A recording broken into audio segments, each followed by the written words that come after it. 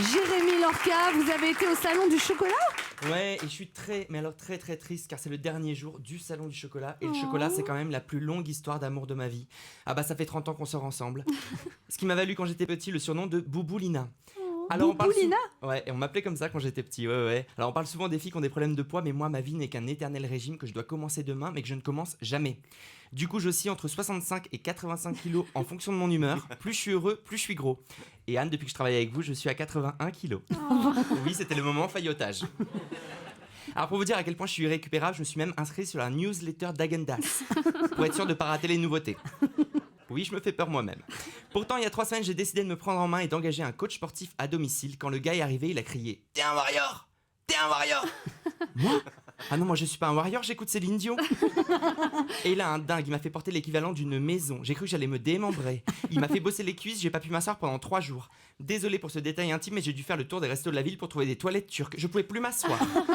Est-ce que vous imaginez la détresse psychologique dans laquelle il faut être pour aller dans des toilettes turques ? J'aurais pu poser une main courante pour ça. Alors j'ai quand même vu les premiers résultats arriver et je l'ai appelé.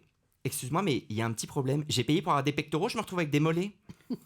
Et les abdos, comment ça se passe ? Il faut leur parler la nuit ? Parce que j'ai beau en faire, ils sortent pas. Et là, il m'explique que si je veux muscler, tous les matins, il faut manger 200 grammes de blanc de poulet, 300 grammes de semoule. Sauf que moi, le matin, je peux à peine avaler un croissant. Alors la moitié d'un couscous, il veut ma mort. Et il me dit, t'en fais pas, tu peux boire des blancs d'œufs en Anka. 24 par jour.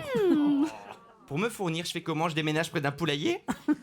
Alors j'ai fini par le virer parce que je savais que j'allais replonger à cause du salon du chocolat qui commençait le 28 octobre. J'ai jamais raté une édition en 22 ans. Cette année, ils ouvraient les portes le vendredi à 10h, j'étais devant les grilles le jeudi à 18h.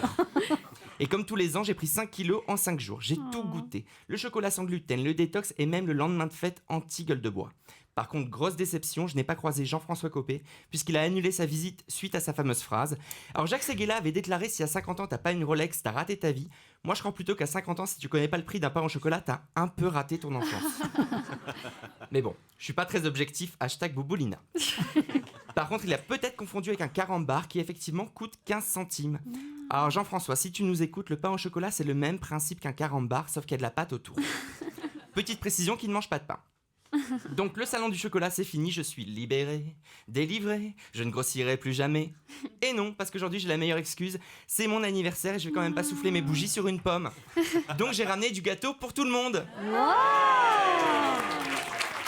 Non, je déconne. Par contre, promis, demain je me mets au régime.